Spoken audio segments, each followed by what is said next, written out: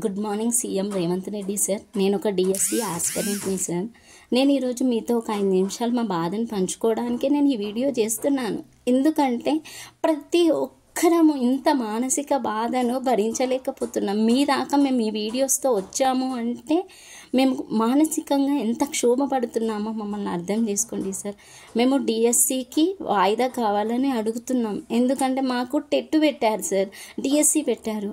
మా నిరుద్యోగుల ఉనికిని గుర్తించిన గొప్ప మనిషి మీరు సార్.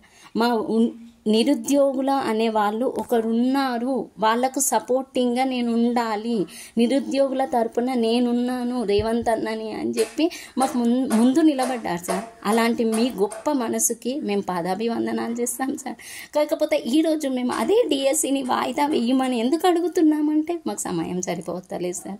టెట్కి డిఎస్సికి 25 రోజుల సమయం ఉంది. ఆ 25 రోజుల సమయాన్ని మేము మధ్యలో హెచ్డబ్ల్యూఓ ఎగ్జామ్ రాసాము, డిఏఓ ఎగ్జామ్ రాసాము, చదవడానికి సమయం సరిపోవట్లేదు సార్. మేము మా syllabus TET syllabus DSC syllabus same కాదు సార్. మాకు డిఎస్సి సిలబస్లో ఉన్న పిఐఈ సబ్జెక్టు ఈ బుక్ ఒక్కటి చదవడానికి, మేము పిఐఈ సబ్జెక్టు చదవడానికి మాకు 30 రోజుల సమయం పడుతుంది సార్. అంటే మేము మానసికంగా చాలా క్షోభ అనుభవిస్తున్నాం సార్. మేము ఎవరితోని మాకు సంబంధం లేదు, ఏ రాజకీయ పార్టీలతో మాకు సంబంధం లేదు. ఎందుకంటే మేము నిరుద్యోగులం సార్. మేమందరం పేదవాళ్ళం, పేద బతుకులు మాయి. మేము జాబ్లు వస్తేనే మా బతుకులు మారుతాయి సార్. మా బతుకులు మార్చనీకి వచ్చిన ఒక గొప్ప మనిషి సార్ మీరు. అలాంటి మీరు మా బాధను అర్థం చేసుకుంటారని నేను ఈ వీడియో చేస్తున్నాను.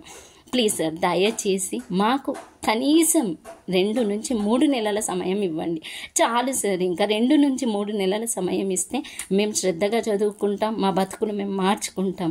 దయచేసి మా ఈ నిరుద్యోగుల బాధను మీరు అర్థం చేసుకుంటారని ఆశిస్తూ మీ ఒక చెల్లిగా, ఒక అక్కగా కోరుతున్నాను సార్. ప్లీజ్ సార్, ఈ ఒక్క వాయిదాని మా కోసం ఇవ్వండి సార్. మీకు దండం పెడతాం సార్.